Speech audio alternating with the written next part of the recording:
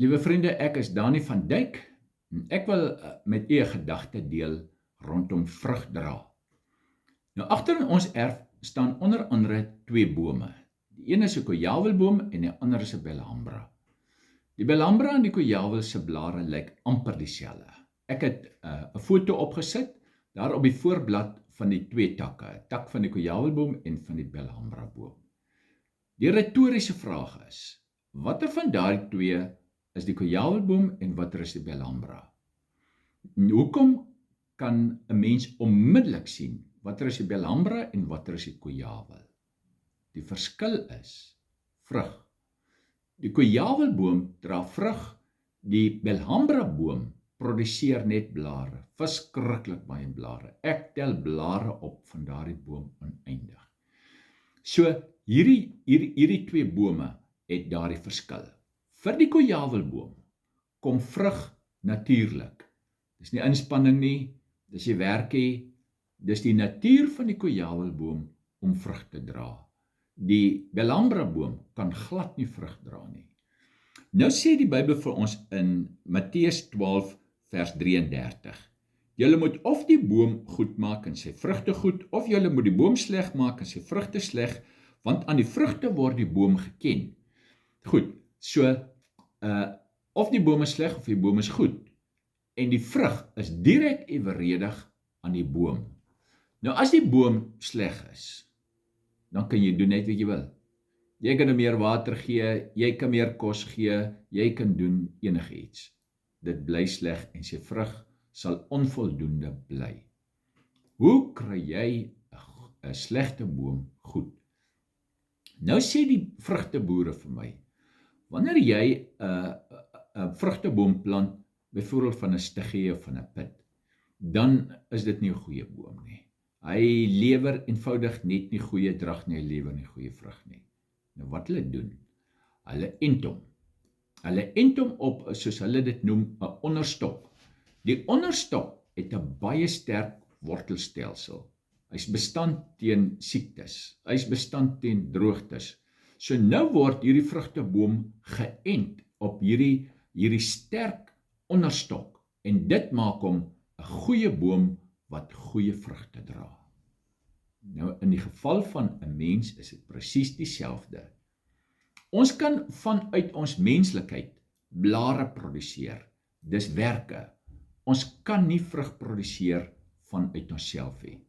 Daar moet eers 'n inenting plaasvind. Ek moet ingeënt wees op Jesus. Jesus is die onderstok. Kan ons dit, as ons dit, u verstaan wat ek bedoel? As ons sê Jesus is die onderstok, die sterk onderstok, wat dan maak dat ek kan vrug dra tot sy verheerliking. Net soos dit vir die kojawelboom natuurlik kom om vrug te dra, net so moet dit dan vir my ook natuurlik kom om daardie vrug te dra. Nou, as ons nou kyk, ek wil net vir u so 3 versies lees uit Romeine 11, wat hierdie onderskryf. Romeine 11 vers 17. En as sommige van die takke afgebreek is, en jy wat 'n wille olyfboom was, onder hulle ingeënt is en deel gekry het aan die wortel en die vettigheid van die olyfboom, moet dan nie teen die takke roem nie, en as jy roem, dit is nie jy wat die wortel dra nie, maar die wortel vir jou. Jy sal dan sê, die takke is afgebreek, sodat ek ingeënt kon word. Met ander woorde, hier kry ons die direkte beskrywing van die inenting wat op die olyfboom plaasgevind het, wat dan simboliseer op Jesus. So as ons op hom ingeënt is, dan behoort ons vrug te dra. Maar jy sien, nou is daar 'n verskil. Daar's 'n verskil tussen vrug en daar's 'n verskil tussen blare. In die geestelike lewe, verskil tussen vrug en werke.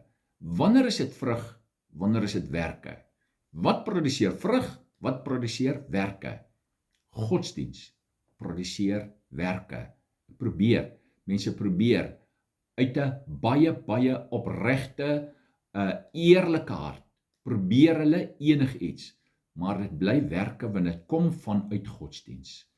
Vrug kom vanuit 'n verhouding, 'n lewende verhouding met die ware wynstok waarop ons ingeënt is. Nou ons kry dit in Johannes 15 waar Jesus sê, hy is die wynstok en ons is die lote en ons moet in hom bly om vrug te dra. Net die een wat in hom bly, sal vrug dra.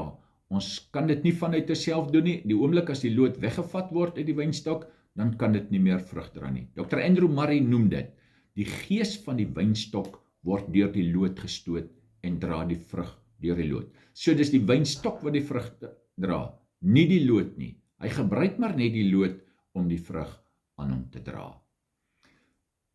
Nou, wat maak dat ek die vrug kan dra? As kind van die Here, wat weet ek is ingeënt op daardie wynstok.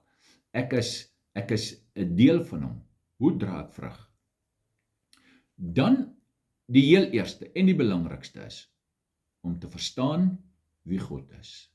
Dit moet vir my kom as 'n openbaring van wie God is, om te weet, hy is liefde, hy is genade, hy is barmhartigheid, sy liefde is onvoorwaardelik, hy het my lief en hy sal my altyd lief hê, want ek is in die Here Jesus ingeënt, op grond van wie hy is. Ek moet verstaan wie ek is. Ek moet verstaan, ek is geliefd. Ek moet verstaan hoe God na my kyk.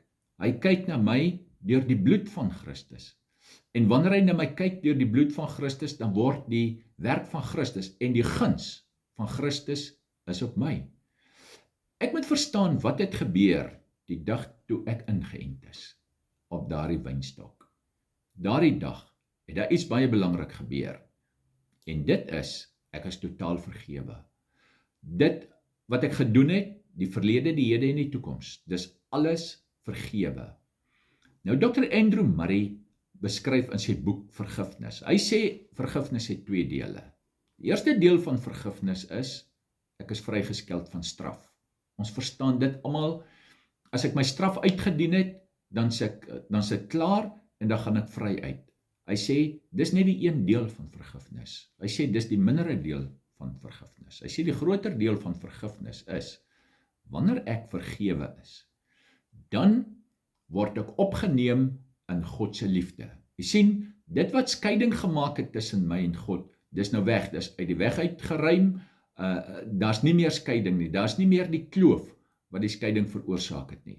So nou word ek opgeneem in God se liefde, nou lewe ek in sy liefde, ek lewe in sy guns en sy barmhartigheid en in sy genade. En dit moet my lewe wees. Ek kan myself forceer om Bybel te lees en om te bid.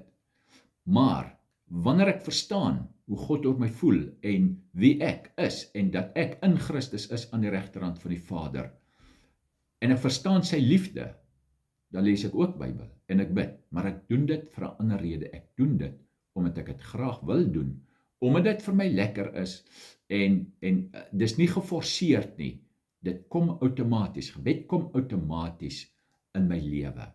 En moet ons instem om te verstaan en te leer, hoe kry ek die openbaring van God se liefde en van sy genade? Ek kry dit in sy woord en ek vat tyd.